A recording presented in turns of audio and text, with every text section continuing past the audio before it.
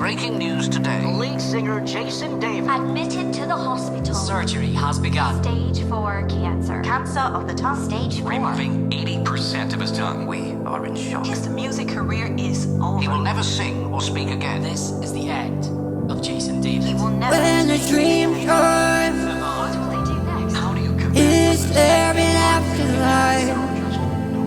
Is there an afterglow? Does someone hold a funeral? When a dream dies, where does it go? How do I get there? To the land of lost hope. 15 surgeries later. He has no voice. He can't How do I get there? Yeah. How do I get there? My dream died. My dream died. I was wide-eyed and still alive, and my dream died. And my mom cried, and my doc tried. And I know this, the diagnosis go toe to toe with my pride. And I'd be lying if I didn't tell you I was not fine. And I'd be lying if I didn't tell you I quit trying. Cause the truth is, it was ruthless.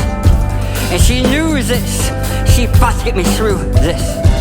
I told my wife for better or for worse, but it's been worse. Only worse, stuck in the bed, not home with her. Stuck in the state, go rent a hearse. And then told her, forget the nurse. Not much more we can do but hurt. To watch her weep with the doctor's words. But I was gonna grow up with her. And we were gonna try and change the world. But now I can't sing, can't dream, can't be the me and those wedding photos in the polo. You know the one she married. But I promise you I'm coming home. And I swear you won't end up alone. When a dream dies, don't fall asleep. Open up your eyes, dream a different dream. Dream.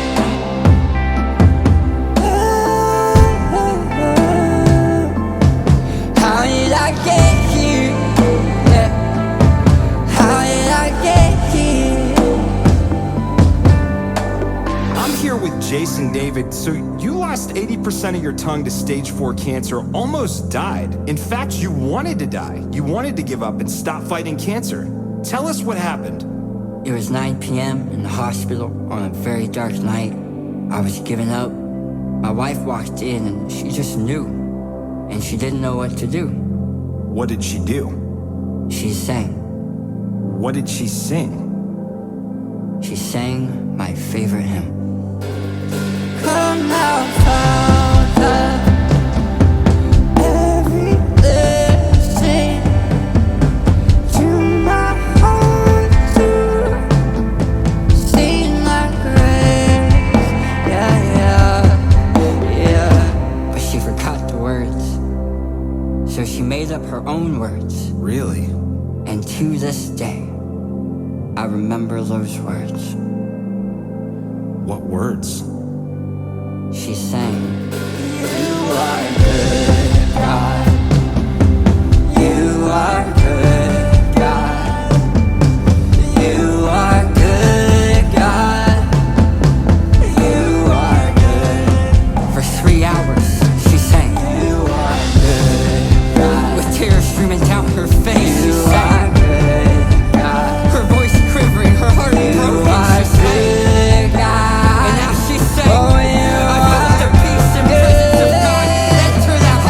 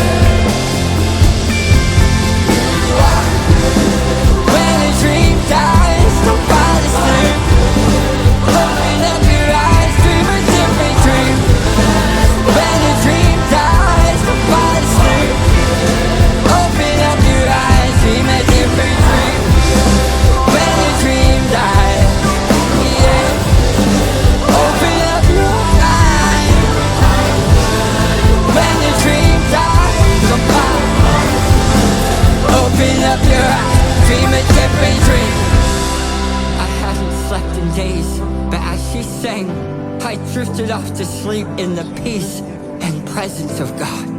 She didn't give up. She didn't let me give up. They said I'd never speak or sing again, but then... A new song is going viral. Have you heard this He song? calls himself I Am Untitled. I am untitled. 6 million views. 6 million views. 6 million views in 2 weeks. It's a hit song. Breaking the internet. These walls. These walls. What's this? With almost no tongue. No tongue. He was told he'd never sing again. He was told told he he would would die. die. He was told he would die. Is this the same guy? Is this the same guy? We're watching the impossible. 2 years ago, he lost everything. 2 years ago, he lost everything. But now he's back. A new song and a new name. Refusing to give up. Pursuing a new dream. Pursuing a new dream. This is a miracle. He just won't quit. What will he do next?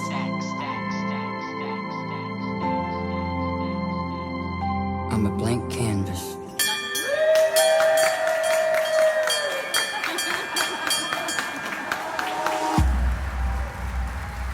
Welcome to the Blank Canvas Tour.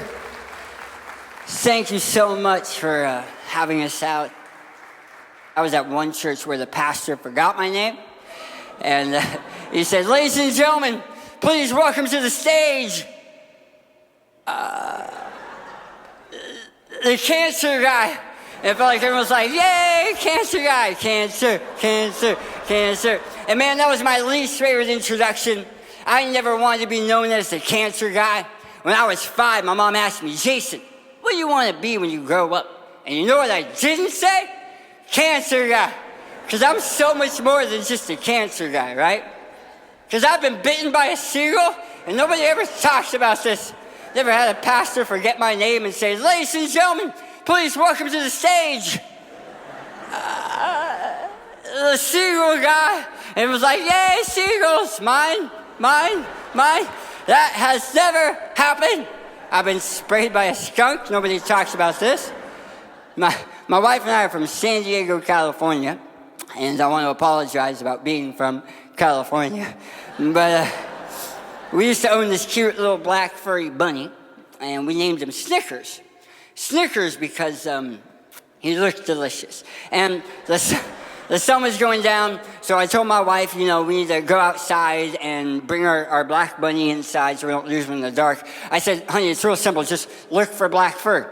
Look for black fur." And guess what? I found some black fur, and it sprayed me. So I ran inside the house to find a weapon to defend myself with. But like I said, we're from California. We don't have weapons. So I found some avocados that were going bad, and I started chucking these avocados. And he came back with his entire family and had a free meal on me. So that backfired. I have been chased by a beaver in Colorado. I was with my grandparents. This beaver came within 1 foot of biting my foot. Now, anyone here familiar with C.S. Lewis, The Chronicles of Narnia? Yeah? All lies, all right? Beavers are not the good guys. That was a lie from the armpit of Satan. I have been ambushed by a possum. I was like 6, and my mom said, "Jason, go do the laundry." And the laundry was in this outdoor closet. So I go outside, I open the closet door, and on the dryer is this little demon. Because, possums have fangs, right? So I slammed the door, I ran inside. Mom, there's a demon in the closet. I knew God told me not to do laundry. She cast that possum out. I have been tackled by a Rottweiler.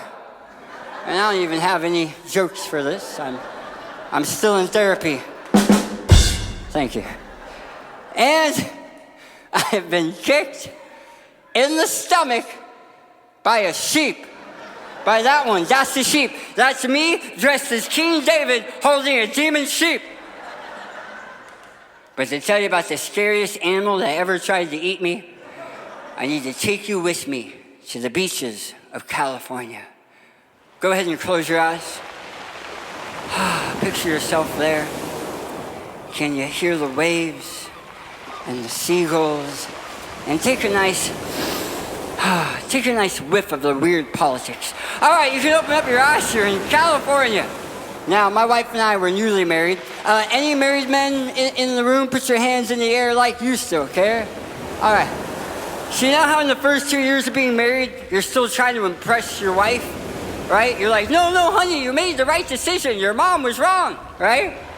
And then after 2 years, you're like, this is who you married, and you stop wearing cologne.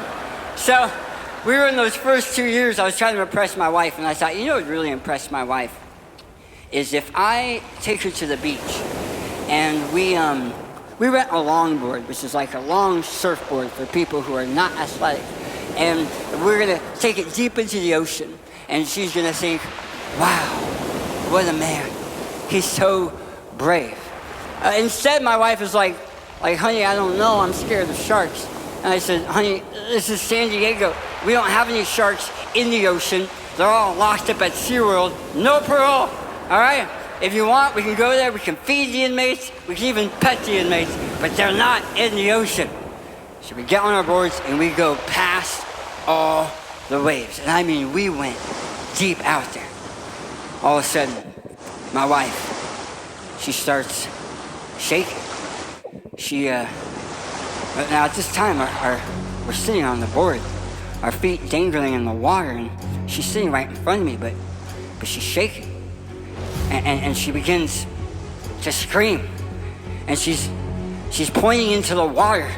And at the top of her lungs, I begin to hear a noise that my wife has never made. She just screams, shark! And what? Did you bring this with you? What is happening? Did you bring this with? This is traumatic for me.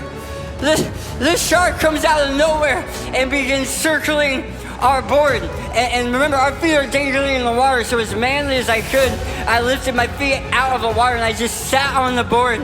And we're beginning to shake, but then the shark swims away. And I think, okay, all right, we're okay. My friends, not even 2 minutes later, that shark comes back with 2 additional sharks. And now 3 sharks are circling our board. And at this point, I'm sitting on the board like this, but we're shaking so bad that it's causing the board to tip, and we're about to fall into the water and die, which at that point will be her fault. So, I knew I had to say something. I gotta do something to calm her down. So I said, honey, do not fear. God is with us. I didn't mean it. I didn't feel God at all.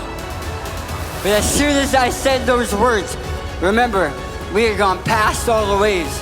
But as soon as I said God is with us, a wave formed out of nowhere, picked up our board, and began taking us back to the shore. Now at this time, the shore was littered with tourists, thousands of tourists, mostly from Arizona. And I'll be honest with you, I didn't try not to hit them. I was just holding on for dear life. But somehow that wave zigged and zagged, and we didn't hit a single Arizonian. I get back to the shore and my phone is ringing. I answer it and it's my mom. She said, Jason David? And I said, yes, Mom. But I knew I was in trouble because you see, David is my middle name. My last name is actually Slider, but people keep pronouncing it Slutzer. And it's really hard to get up and preach after the pastor says, ladies and gentlemen, all the way from California, we have a slutter. So I go by Jason David. And that's not even a joke. That's real problems that I have. Turns out my mom let my 5-year-old brother name me. 5 years old? That is so much power for a 5-year-old. I was this close to being named Poop Nugget. But thankfully, he named me after his best friends, and that's how I got the name Jason David. But I've learned something. When your mom says your first and middle name back to back, that means you should run, all right? It means you're in trouble. She said, Jason David. I said, yes, Mom. She said, are you okay? And I said, well, we were just surrounded by 3 sharks. And my mom said, I knew it. I knew you were in danger because 5 minutes ago, God dropped it in my spirit to pray for you. Sure enough, we get home, it's all over the news. stay out of the water. There's been a shark infestation. Steven Spielberg's making another movie, and you gotta stay home. These sharks bite. That experience was so traumatic that my wife and I turned it into a comic book. This is me on a surfboard, surrounded by, there's the sharks, there's the beaver, there's the seagulls that bit me. At this point, it feels like we've survived half the animal kingdom, and yet somehow, I'm still known as the cancer guy, right? Not the shark guy, I'm the cancer guy. And I always hated how we can take someone's entire life, all of their accomplishments, and reduce them to one label, cancer guy. And usually we label people based on their tragedy, their disability, based on the worst day of their life. But my friends, you are not the worst day of your life. You are not the worst decision you ever made. You are not a tragedy. You are more than a conqueror through Christ Jesus. And I am more than just a cancer guy, but I understand how I got that name. I lost 80% of my tongue to stage 4 cancer. 80%. I lost so much of my tongue that they had to build a new one. So you see this chunk of my arm right here? They took that chunk of my arm and they built a new tongue and they put that in my face. So you know how some people say they speak with their foot in their mouth? I'm speaking with my arm in my mouth. Although my wife will tell you I speak with both my foot and my arm in my mouth. Now I know the kids are with us today. Kids, you guys want to hear something crazy? Yeah, it's pretty crazy though. You sure? All right. So you know how your arm grows hair? You know how your arm grows hair? It was luscious. It grew like it was in a hot, moist swamp. It was tickling the roof of my mouth. I felt like a kitty cat coughing up hairballs. But I have good news for you. I went through 8 weeks of chemotherapy, 35 rounds of radiation. They shot lasers through my face, and it killed all the hair cells on my tongue. So now my tongue is the equivalent of a middle-aged man having an identity crisis. Because my tongue has gone bald, and it just bought a motorcycle. All right? Only one of those things is true. But I remember when I had that surgery, my doctor told me, Jason, you're never going to speak again. You're never going to sing again. And for a long time, I couldn't. By the time I could speak, I sounded like Sid the Sloth from Ice Age. Anyone here familiar with Ice Age? Would you like to hear my Sid the Sloth impression?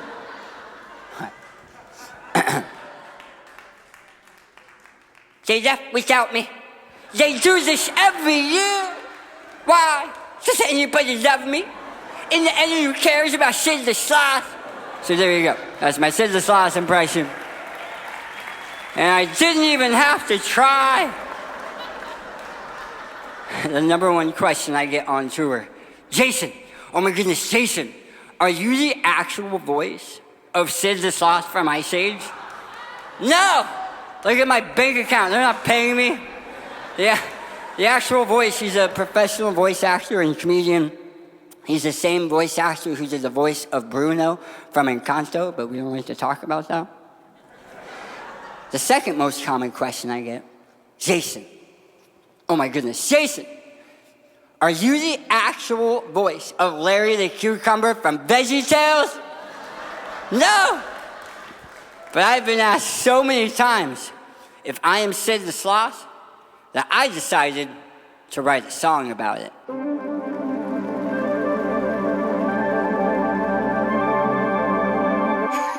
He sounds like Sid.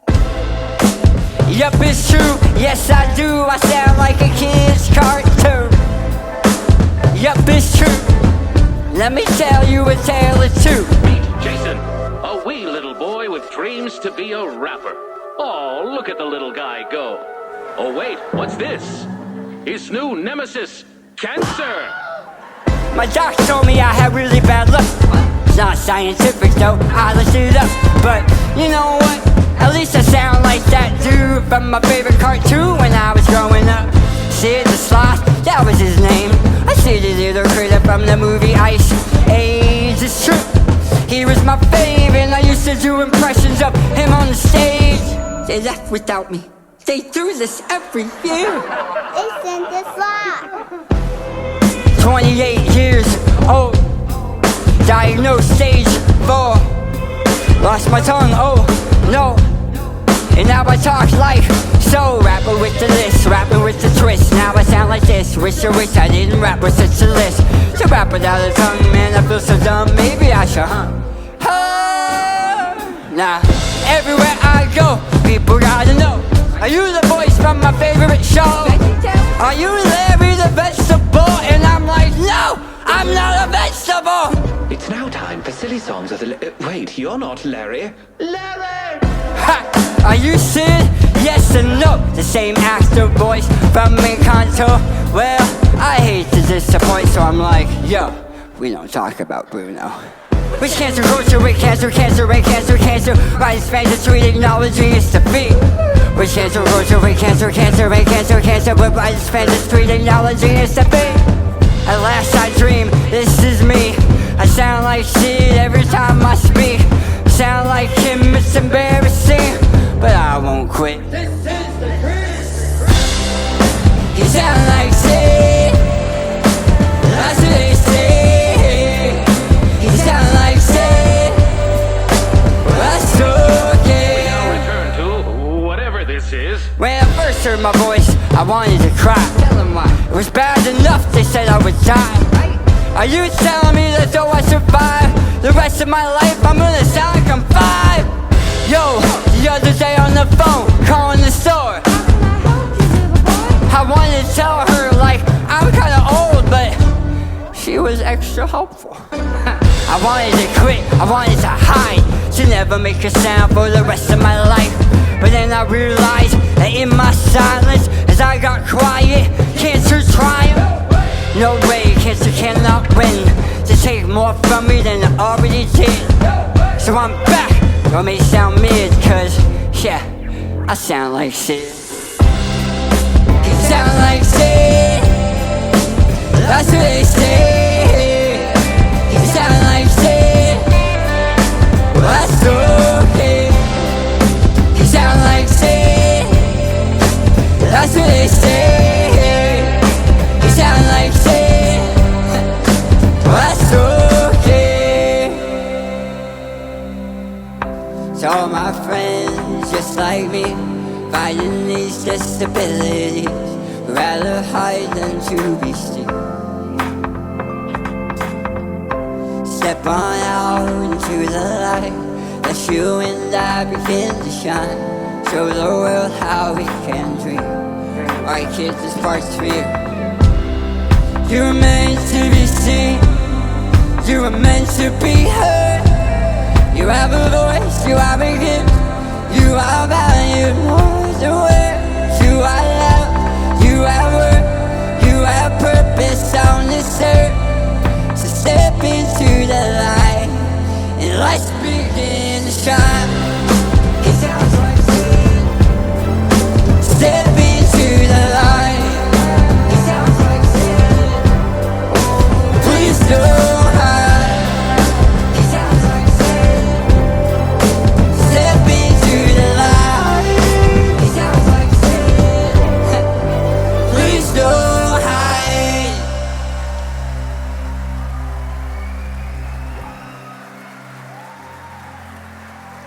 So yeah, I get called Sid the Sloth, and of course, the cancer guy. And it used to really bother me that was my label, but then I remember what God says about you and me in the book of Ephesians. Let's take a look at this verse. I love this verse. Ephesians 2:10, for we are God's workmanship. Let me hear you say workmanship. Created in Christ Jesus to do good works. Another translation says handiwork. Let me hear you say handiwork.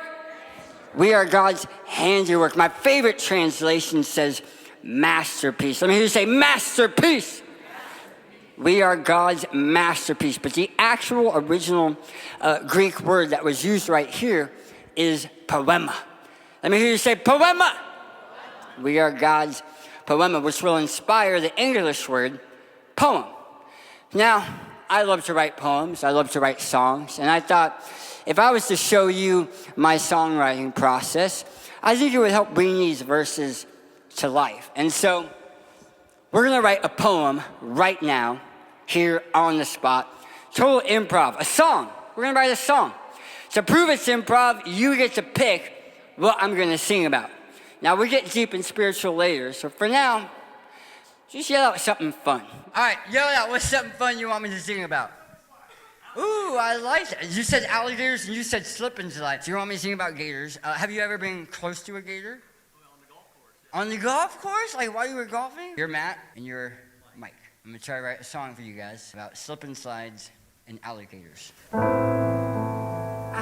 love all kinds of sports, like baseball, basketball, and of course, the NFL and college football. Yeah, I love it all, except for golf.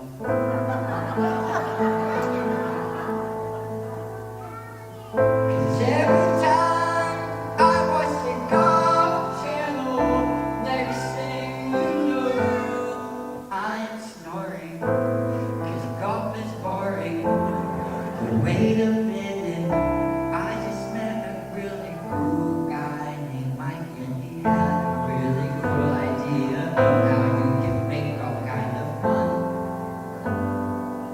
Just hit the ball towards an alligator. It's not boring anymore, somebody tell Jim Rance.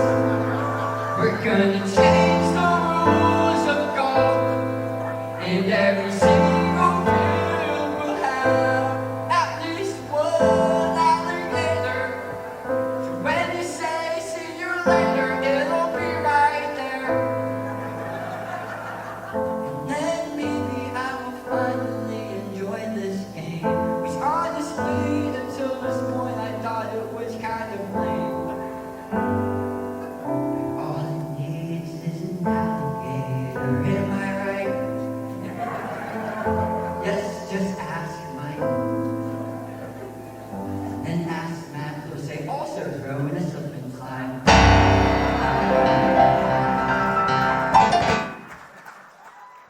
Who said bowling? You said bowling? You like bowling? What's your name? Who owns you? Who you belong to?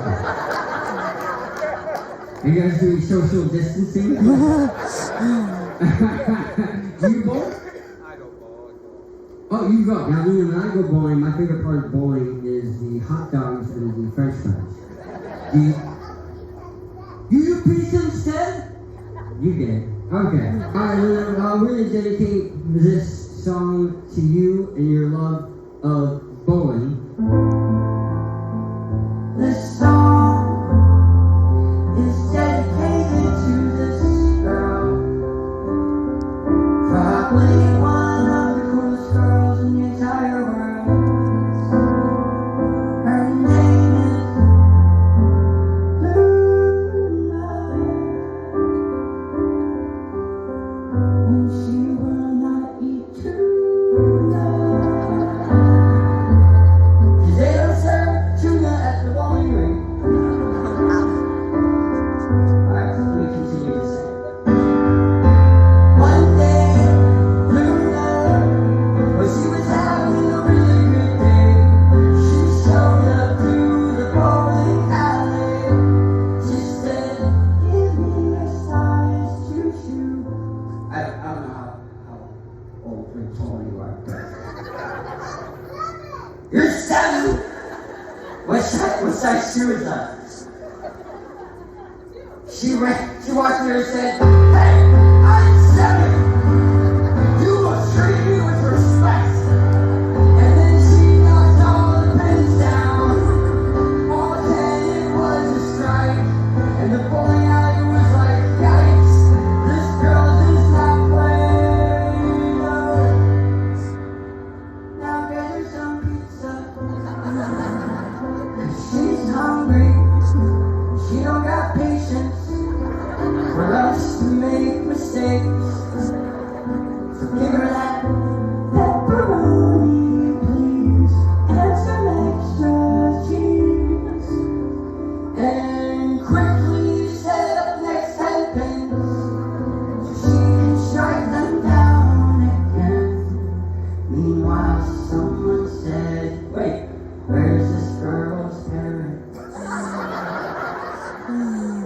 years on the green.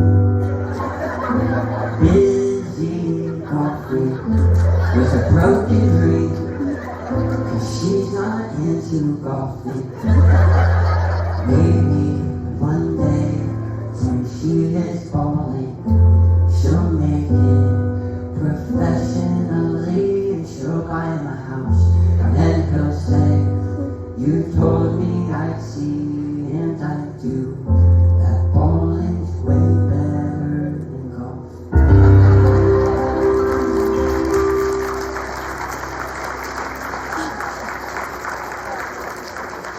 I gotta be honest, halfway through that song, I thought, this is bombing, I don't know where to go with this. I think we redeemed it a little bit. Thank you, Luna. Give up for Luna.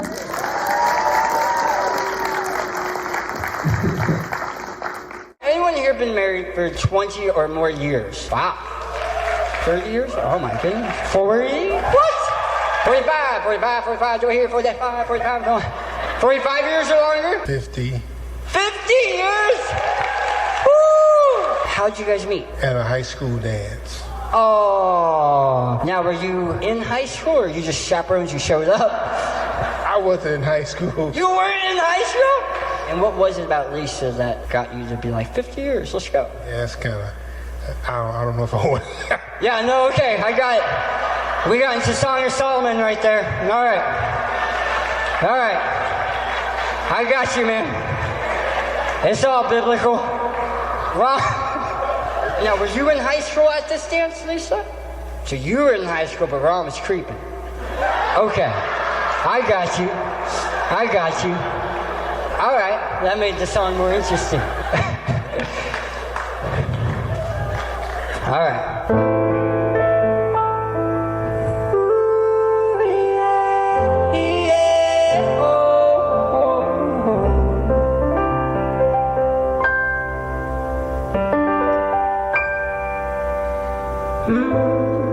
I've got something that I'd like to say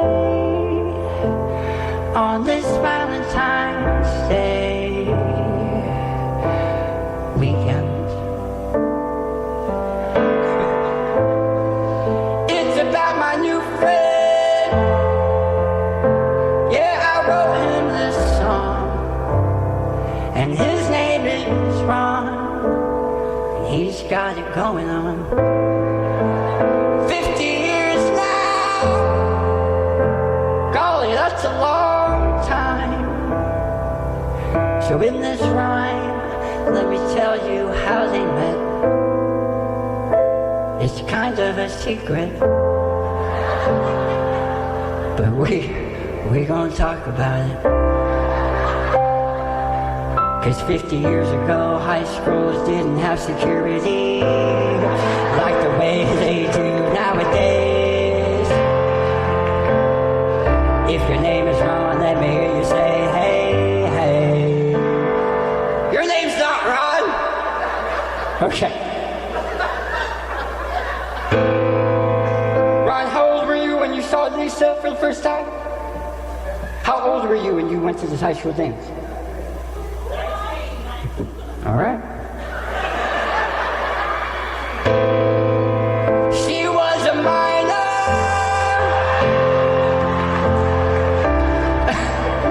but don't worry, 'cause Ron is not Drake.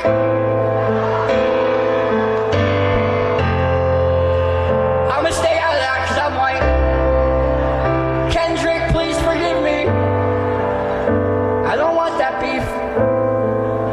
So Ron saw a pretty little girl at the high school dance, and he walked in there and he said, this is my chance. Security didn't stop me, so here is my chance. Oh, Ron. The rest of this you can find in the book of Songs of Solomon.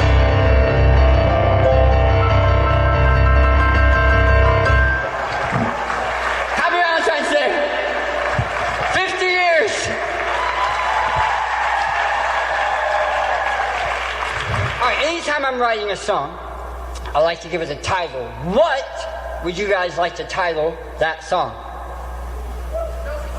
No security! Ew. Was that you? Woo! We got a poet right here. No security. We are naming this song No Security. But one more time, come on, Ron and Lisa, 50 years, come on.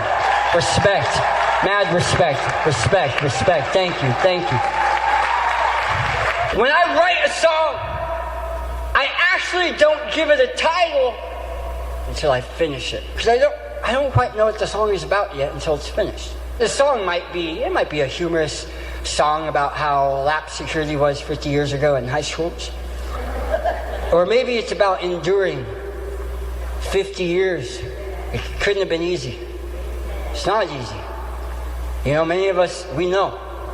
50 years, that's like, what, are you kidding me? Maybe the song, it starts off humorous, but it's actually about what is love? What does it mean to be like Jesus to your wife? What does it mean to sacrifice? What does it mean to spy on a high school girl? Like, I don't know what the song is about. And I won't know until I finish it. So before I give my songs a title, I wait till I finish them. And I believe God is the same way. Because take a look at the book of Philippians right here. Being confident of this very thing, that he who has begun a good work in you will complete it. So he's begun it, but he hasn't completed it yet. Which means if I am God's poema, if I am God's poem, if I am God's song, then right now I am untitled. Which means the labels of this world do not apply to me. So when I get people on Facebook, like Sid the Sloth, Tongue Boy, Cancer Guy, none of those labels apply to me. Because they didn't make me. And I can't let their words make me someone who I am not. Only God can label me, and he's not finished with me yet. So I am untitled. Sure, right here. Do you speak French? I don't even speak English too well. All right, perfect answer. Perfect answer. So if I came up to you and started speaking French, would that mean anything to you? No, it wouldn't mean anything to you. But what if it was like the meanest thing anyone's ever said, but it was in French? Still, would it mean anything to you? I don't think so. No, no, okay. And I would never do that to you because I don't speak French. But no, I would never say anything mean to you. But even if I did, it wouldn't hurt you because you don't value that language. Does that make sense? You see, too many of us value the language of earth more than the language of heaven. Because God has some amazing things to say about his creation. And yet too many times we focus so much on the approval and opinions of other people more than the approval and opinion of God. So we walk around with a broken identity and low confidence, covered in all of these labels because we forgot something. We're God's poema, and we are untitled.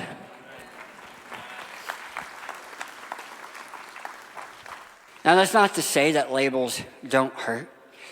In fact, I want to introduce you to the most labeled person in the entire Bible. But to do that, I'm going to need a brave young volunteer. All right, I saw your hand, little girl right here in the front row, purple shirt. Come on down, I saw your hand immediately. Do you mind helping her up? I don't want to get sued. Coming upstairs, we got all kinds of like pyrotechnics up here. All right, give it up for our brave volunteer. We're going to come right through here. We're going to put you right here. Actually, right in that spotlight. All right, what's your name? Harper. Harper, that's awesome. Everyone say, hi, Harper. Harper, can you say hi, everybody? Hi. Harper, today you get to play a Bible character. Isn't that awesome? Today, you're going to play, drum roll please, a leper. Woo! Yeah, a leper. And you're already doing a great job because I told one kid he was a leper and he got down on all fours and started growling, all right? So he thought I said leopard. All right, you're gonna play a leper. Now, I will oversimplify it, but a leper was basically someone in Bible times who had a rare skin disease, a nerve disease. Basically, they couldn't feel pain. And that sounds like a superpower, but it's actually a super curse because when you can't feel pain, you can't fix it. You can't address it. And so they'd be walking through town. Let's pretend like we're walking through town. And then they'd stub their toe and they would hit their arm, but you know what? They wouldn't even feel it. They wouldn't even know. The problem with that, they'd get all scratched up, break bones, things would get infected, and they wouldn't know about it, and eventually skin would fall off, limbs would fall off. And society said, man, you are so disgusting to look at that we're going to give you a label and make you identify yourself by that label. Do you know what that label was? Unclean. I'm going to put it on the screen for you. Unclean. Now, Harper, you're going to be a leper. Anytime a leper came to town and saw these people, the leper was required to yell, unclean, as loud as they can. Are you ready? Stay right there. Okay.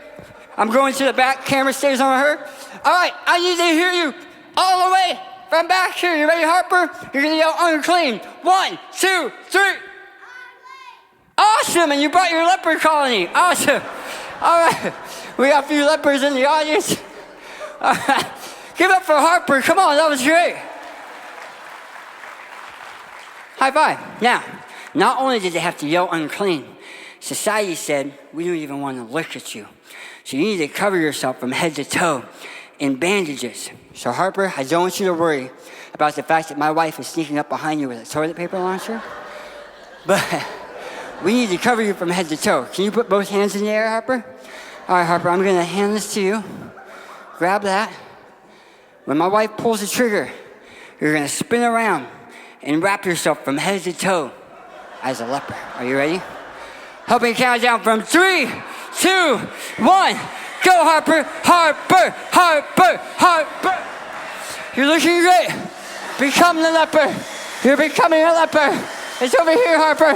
It's over here. And pause. Face your crowd. Ladies and gentlemen, we have a leper. You look amazing. All right, I'm going to go ahead and let your arms rest because I preach a long time. There you go. All right. Harper, one day the leper came to Jesus. So go ahead and pretend to walk towards Jesus. That's pretty good. All right, you stay. The leper comes to Jesus and the leper says, Jesus, if you are willing, you can make me clean. Now I want to emphasize the word if. Notice the leper didn't say, Jesus, can you heal me? Because the leper knew, of course, Jesus can. It's not a question of Jesus, can you? It's Jesus, do you even want to? Now that's a heartbreaking question. My friends, if someone has to word a question like this, it probably means they've been hurt before. It means there was a day, maybe, where this leper came to town and she said, help! Somebody help me! And the town said, who do you think you are? You're not one of us. You don't belong here. Go back to your leper colony. You're an outcast. You're lower than dirt. Go back to your kind. We don't want you here.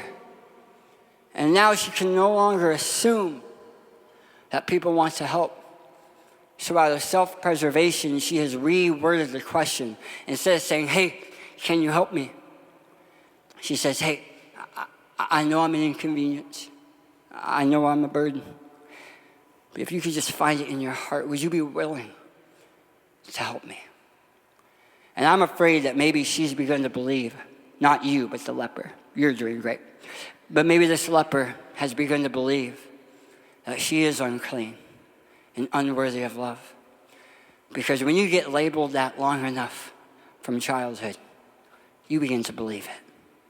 And maybe she's begun to believe that even God thinks she's unclean and unworthy. So she comes to Jesus and says, Jesus, I don't know if you want to help me. I know you can. I don't even know if I'm worthy. But if you could find it in your heart, would you help me? And what did Jesus say? I am willing. And he removed the toilet paper. Give it up for Harper. Thank you, Harper. You did an amazing job. Harper, my gift to you for volunteering is all of this toilet paper. And if there's another pandemic, you will thank me. Give it up for Harper.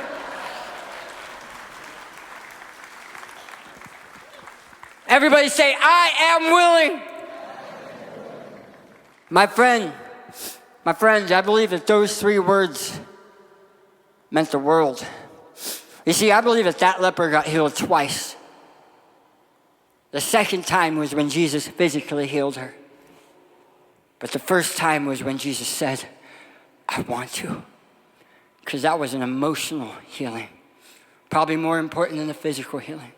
Because nobody in her life was ever willing. Every time she came to town, everybody would slam the door, shut the windows, hide your kids, hide your wife, hide your husband. Everybody would hide. Anytime someone looked at her, it was with the look of disgust. Anytime someone spoke to her, it was harsh and degrading. And then she comes to Jesus. And as she approaches Jesus for the first time in her life, somebody didn't run. For the first time in her life, somebody didn't hide. And for the first time in her life, when someone spoke to her, it was with love and compassion. And when someone made eye contact with her, there was no shame. That's Jesus. That's who Jesus is. Some of you grew up thinking God was always mad at you, that God's always disappointed in you. My friends, God's not mad at you. He's madly in love with you. He's in pursuit of your heart, and he is willing if you will let him. I believe that those 3 words brought so much life to this leper. Because that's the power our words can bring. Yes, labels can do a lot of damage, but at the same time, our words can breathe so much life. And I would like to show you an example. When I was sick, and they knew it, they spoke love. Jason was a good singer. Jason was a good friend. Jason was, and I thought, wait, I'm not dead. I wish I knew you felt this way about me. When I was 17 and had anxiety, these words would have meant the world to me. But now they're saying I might have one more year to go. And finally I am hearing words that make me feel so whole. It's too late to hear them as my body leaves my soul. Why do we wait for funeral? Leave flowers at the door, 'cause I won't need them anymore when I'm gone to my forever home. I won't be at the funeral, so leave the speeches on the floor. There are no eulogies in my new home. Speak love to me now, yeah. Speak while I'm around, yeah. While I'm still in this town, yeah. Speak love to me now. Speak love to me, yeah, yeah. Speak love to me, yeah, yeah. And I'm no saint, I'm as guilty as the rest. I have the nicest words to say, but I keep them in my chest. I guess I've been waiting to get the news that it's my turn to speak at your funeral too. That's I will cry, and things will get surreal. 'Cause you'll hear what's been in my heart and how I really feel. But you'll be busy dancing, so I don't think you'll care at all. Maybe I should say them to you now. And I'll leave the flowers at the door, 'cause you won't need them anymore. When you were dancing free on your own. Forget about the funerals and say the words that give them hope. While I'm alive, I love to hear your song. Speak love to me now. Speak while I'm around. While I'm still in this town. Yeah. Speak love to me now. I have a question for you. Why do we wait till we are dead to die?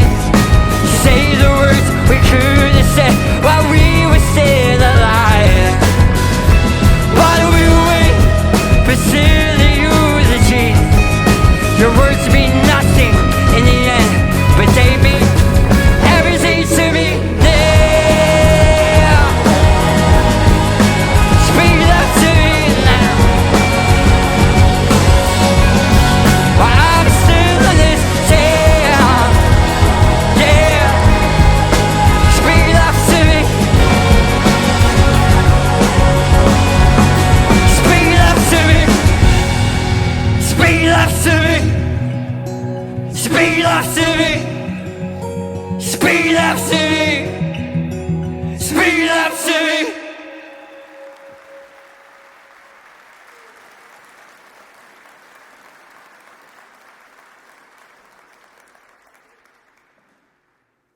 My friends, when I was in the hospital, I needed someone to speak love to me, someone to speak life over me. That's exactly what my wife did for me. I would like to paint you the picture. I wake up in the hospital after like a 15-hour surgery. When I woke up, I didn't know where I was. I'd been passed out. And I wake up, all these tubes are connected to me. The machines are beeping, my heart starts pounding, and I can't breathe. Because my tongue, they had built a new one, and so my mouth was so swollen that I couldn't breathe through my mouth. And the feeding tubes in my nose had caused my nose to bleed, and it got clogged up with blood. So I couldn't breathe through my mouth or through my nose. And just in case that might happen, they put a tube, a trach, in my neck. But sometimes when you insert a tube into a human body, it causes the body to form mucus. And it clogged up. So I could not breathe through my neck, my mouth, or my nose. And I would start to suffocate. And the heart would race and the monitor, beep, beep, beep, beep, beep. The nurses would run in with a thin vacuum tube and they'd shove it down my neck and suck everything out. 15 minutes later, it would clog up again. And for 3 days, approximately every 15 minutes, I would suffocate. And so much fear, so much panic, so much anxiety, and so much pain. So they put me on pain medicine. But the problem with pain medicine is it blocks you up from using the restroom, and that can kill you. And so they gave me this other medicine that helps the body to function and to use the restroom. But the problem is, one nurse ended her shift by giving me that medicine, and the next nurse began her shift by giving me that same medicine. And I don't know if you've ever been overdosed on poop medicine, but it is a party downtown, and not the kind of party you want to be invited to. And I remember the most humiliating moment of my entire life. I've never felt less of a human. I've never felt less of a man. I'm sitting on the cold bathroom floor of the hospital, literally sitting in my own waste, covered in my own blood, mucus, vomit, and tears. And I'm shaking, and I'm screaming, but I can't make a sound. And in that moment, all my brain could remember was what the doctor told me. He said, Jason, it only gets worse for the next 5 days. 5 days? I can't even do 5 more minutes. The nurses cleaned me up. They put me back in the hospital bed. It was in that moment that I decided to quit. I didn't want to fight cancer anymore. The pain was too much. I didn't even want to live anymore. Now, I hadn't slept in 3 days, so I wasn't thinking straight. All I knew is that this pain is too much. And there's one thing that I guarantee will stop the pain, and that's if I die. So I grabbed my phone and I typed, easy ways to die. Easy ways to die, because I'm not trying to hurt myself. I'm just trying to end myself because I'm tired of the pain. I'm tired of the fight. I'm exhausted from the struggle. And I just don't have any fight left. So I'm tossing in the towel. And I'm giving up. It was in that moment that my wife walked in. She took one look at me and she just knew my husband is giving up. And she didn't know what to do. And she didn't know what to say. But sometimes when words are not enough, that's when it's time to sing. But my wife is not a singer. She'll tell you that. I'm not trying to be rude. I didn't want to marry a singer. I'm too competitive. So I married a teacher. Amazing teacher. Nominated Teacher of the Year twice, but not a singer. But you know what? It didn't matter. Because worship is not about how you sound. It's not about the sound of your voice. It's about the honesty of your heart. So she decided to sing my favorite hymn.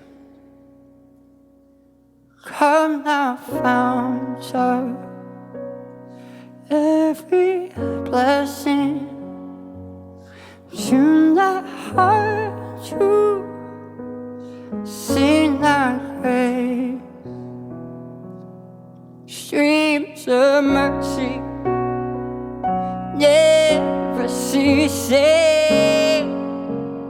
call for songs of loudest praise. But then she forgot the rest of the words because it's a long hymn. So she made up her own words. Total improv. She thought to herself, what's the one thing that I know to be true? In this moment of darkness, in this moment of despair, when everything in my life is going wrong, what's the one thing that I know is true? And it's this, that even when life is not good, God is. So she began to sing. You are good, God. You are good, God. You are good, God. You are good. You are good, God. You are good, God. You are good, God. You are good. I hadn't felt God in so long. I hadn't felt peace in so long. But as she began to sing over and over for 3 hours, maybe she didn't hit the right notes, and maybe her voice quivered. Maybe tears were hitting the floor as she sang. And maybe she was just making up words. But you know what? It was authentic worship. And for the first time in so long, I felt the peace and presence of God flood that hospital room. Oh, you are good, God. You are good, God. You are good, God. Oh, you are good. Yeah, you are good, God. You are good. You are good, God. Oh, you are good. I woke up the next morning in my right mind, determined to keep living, determined to keep fighting. So I made myself a checklist of 10 things. 10 things that I was gonna get done that day just to get me going. And my friends, guess how many of those things on that list I got done? Guess. None! Except for one thing. And I wrote a song about it. It goes like this.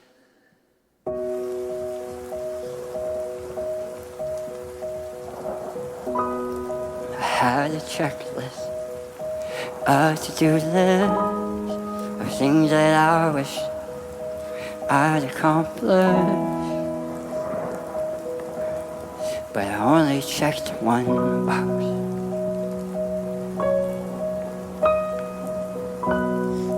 9 or 10 things, maybe 11, that I was hoping I'd finish before 7. But I only checked out one. Don't forget the dishes, don't forget to mow the lawn, don't forget to take the garbage out when you get home. Don't give up. And that's the only thing I got done that day. And even the next day, all over again. 'Cause sometimes it takes all that you have just to wake up again and survive that day. Believe me, that's enough. I know it's okay. Skip the other things, I promise they can wait. Promise me you will not skip this day. Wake up again, wake up and live. Don't give up. It's at the bottom in a hand-drawn box. Hard to make out, just like my scribbled thoughts. It didn't say much, but I got it done. Don't give up. 3 simple words, just one little task, but it took all my energy, everything I had. But I'm still here, so I must have got it done.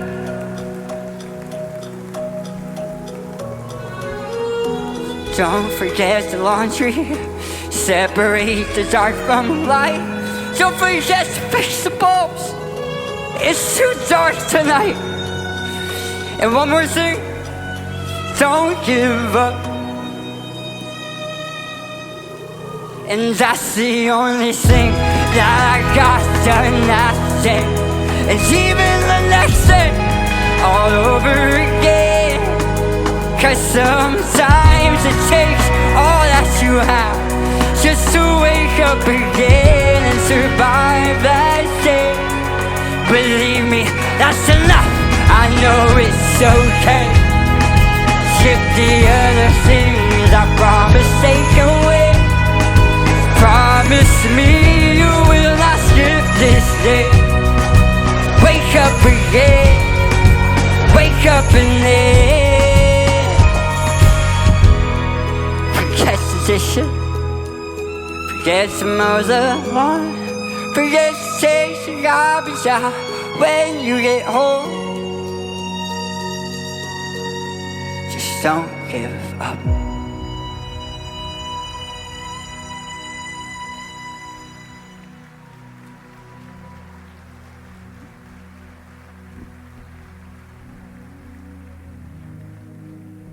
My friends, you are God's poema.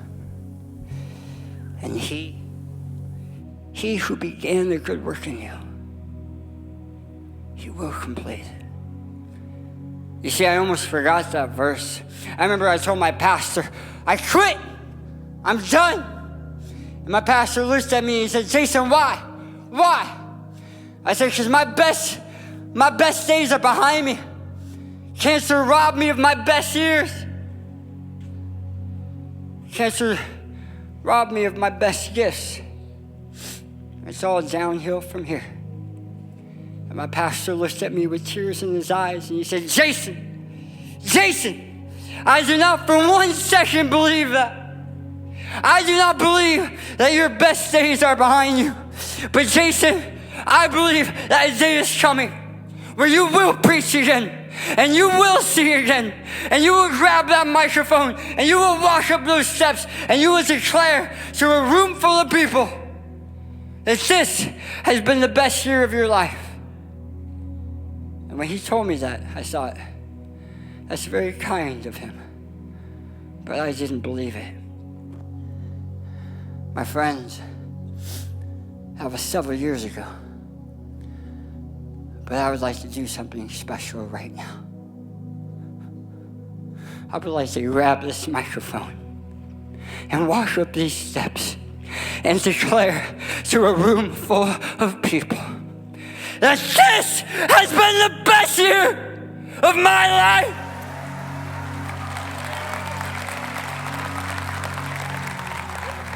And I don't say that to brag. I say that as someone who was on their deathbed, who wanted to die, who never could have imagined that one day he gets to travel with his wife across America and gets to sing songs that he wrote and preach again and blow stuff up on stage. What is happening?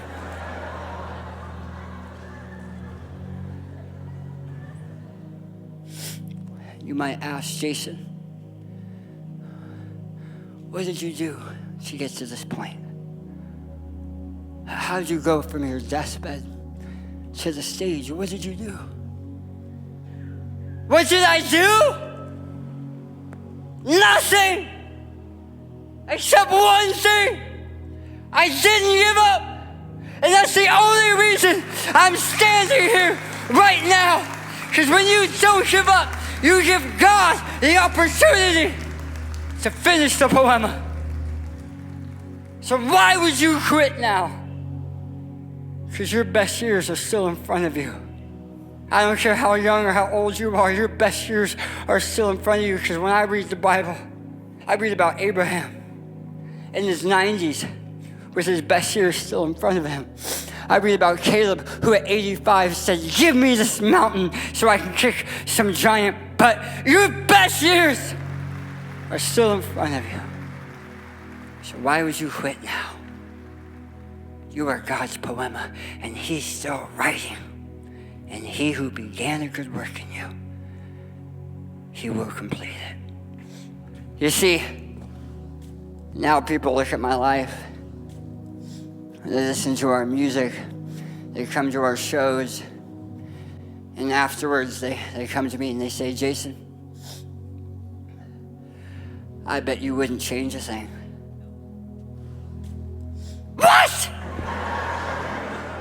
I wouldn't change a thing. Yes, I would. I'd change two things. One, I'd be born 6'6" and black and play for the Chicago Bulls. And two, I'd skip cancer. Because it's okay to not be okay with what happened to you. Because what happened to you, it wasn't okay. It wasn't right. It wasn't your fault. And it wasn't God's will. You see, I will never say that God gave me cancer. I do not believe that. I don't blame God. So I probably should blame the 5G cell towers. It's funny because we take God, we took him off the throne of this world. We put sin on the throne. And yet we blame God when bad things happen. But when sin is on the throne, bad things happen to all people. Bad things happen to good people. Bad things happen to bad people. Bad things happen to all people because sin is on the throne. But one day, Jesus is going to retake the throne. And on that day, there will be no pain, and there will be no suffering, and there will be no death. But until that day comes, I place him on the throne of my heart, and I made him the king of my life.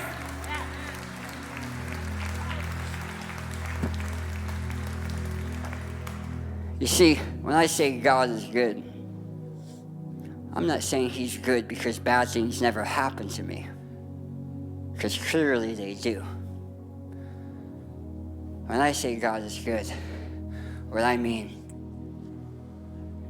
is he took my pain, he gave it purpose.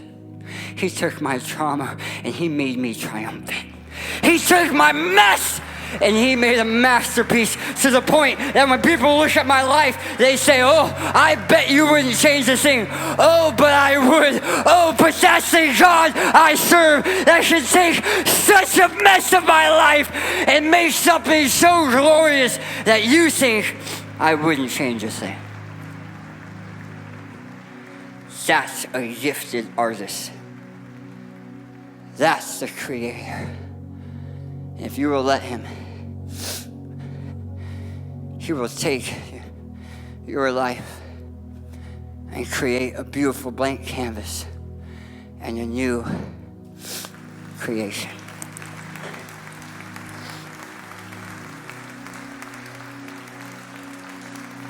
Someone needs to hear this.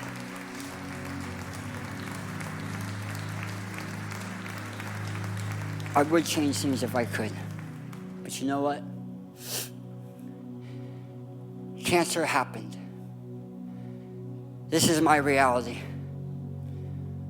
I have to accept it. And sometimes you lose something and you're not getting it back. And you only have two options. You can get bitter or you can get better. You can go back to your leper colony and give up. Or you can take your broken heart and bring it to Jesus and say, Jesus, if you are willing, you can make me clean. And I'm telling you, he will say, I am willing.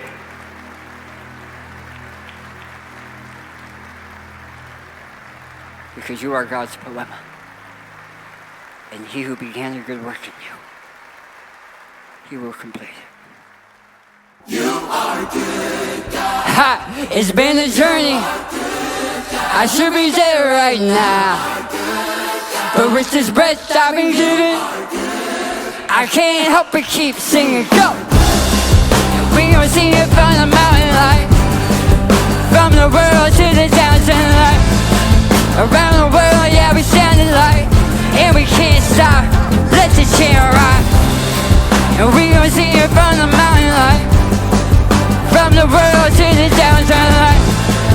Around the world, yeah, we sounding light, and we can't stop. Let the chant rock. All tribes and tongues be singing, voices ringing. I ain't even got not a tongue to sing with. No tongue, no problem, it's the rocks cry out. I'll open up this mouth and get loud. I hear him asking, maybe stop rapping. White boy with the list just shouldn't happen. But kids it didn't silence me.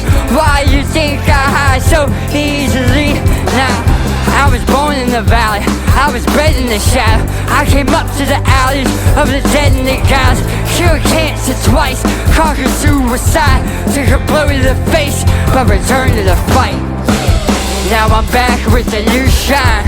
Blank canvas, God is making a. So we up on a new grind with a new rhyme, and I'm like, stand up, stand up, stand up. Let me hear you say.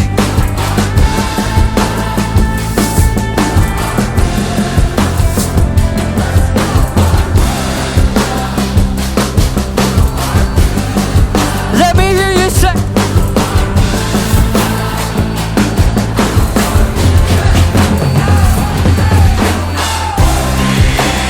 Don't lose heart, yeah. Don't lose faith.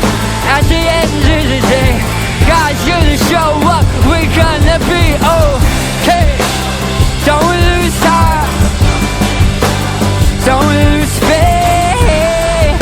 At the end of the day, God's gonna show up. We're gonna be okay. Don't lose heart. Don't lose faith. At the end of the day, God's gonna show up. We're gonna be okay. Don't lose faith. At the end of the day, God's gonna show up. We're gonna be okay. Thank you. Give up for my wife on the pyrotechnics. God bless you. Thank you.